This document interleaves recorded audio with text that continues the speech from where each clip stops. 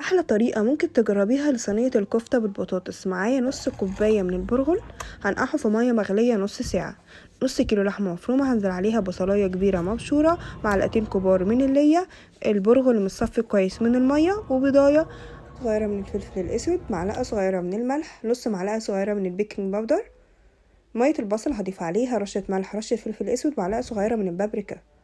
هنحضر دلوقتي للبطاطس معلقه كبيره من اللي عليها معلقه كبيره من الزيت، 3 فصوص من الثوم هقطعهم شرايح على النار لحد ما يتشوحوا معانا كويس. هننزل بقى بالبصل اللي احنا دقيقينه كويس بالتوابل، رشه ملح ورشه فلفل، وادعكه كويس لحد ما البصله تطرى معايا. وهنزل لغايه بس البصله تاخد تشويحه كده.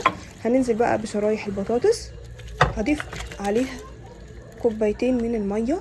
اول ما تغلي معانا الميه نطفي النار، هنزلها على الصينيه 40 دقيقه و10 دقايق شوايه.